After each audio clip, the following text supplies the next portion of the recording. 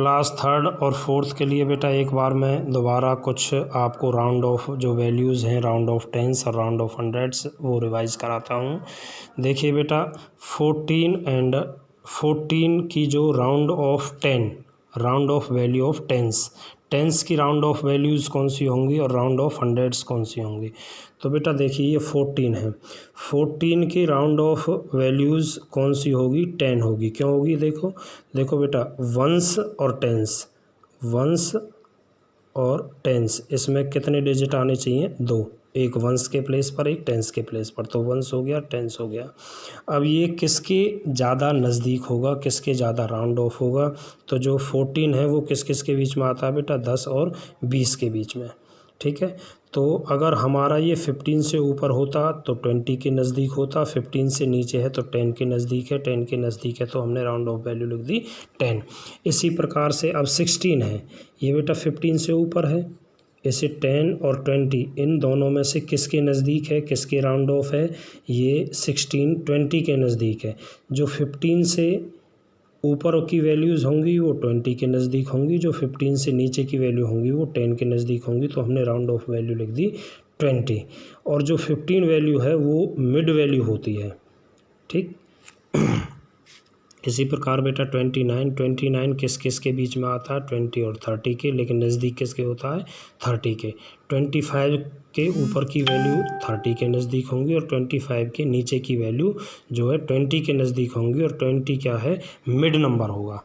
इसी प्रकार से बेटा 89 की जो राउंड ऑफ 10 वैल्यू है वो 90, 94 की बेटा 100 होगी, 94 की 100। देखो अब मैंने ये जो वैल्यू है ये बिल्कुल गलत लिख दी है। 94 किस किस के बीच में आता है, 90 और 100 के में, लेकिन 95 से अगर ऊपर वैल्यू होती तो फिर ये किसके नज़दीक होती बेटा, 100 के, लेकिन ये अब किसके नज़दीक है, 90। तो इसकी सही जो आंसर है वो क्या होगा, जो करेक्ट आंसर है 90। ये जो वैल्यू है वो 90 के नियर होगी, 90 के राउंड ऑफ होगी। 67 किसके राउंड ऑफ हो जाएगी, 70 के, क्योंकि ये 60 और 70 के बीच में आता है, और 67 किसके ज़्यादा नियर है, किसके ज़्यादा राउंड ऑफ है, 70 के। इसी प्रकार बेटा राउंड ऑफ 100, अब हमें 3 डिजिट्स देखने हैं, यानी 3 डिजिट्स 107 हैं, तो ये 100 के ज़्यादा नज़दीक होता है या 200 के। यही तो हो गए 3 डिजिट। हम इसे 90 या 100 के बीच में नहीं लिख सकते, ये 100 और 200 के बीच में है, यानी 100 और 200 के बीच में है, तो इसकी नियर वैल्यू हो गई 100, इसकी राउंड ऑफ 100 वैल्यू। इसी प्रकार बेटा 145 किसके नियर होगा, 100 के। 145 ये भी 100 और 200, तो इनकी जो मिड वैल्यू है वो क्या हो गई बेटा, 150 यानी 150। अब 150 से जो अबव वैल्यू होंगी, जो 150 से ऊपर होंगी वो 200 के राउंड ऑफ होंगी, और जो 150 से नीचे होंगी वो 100 के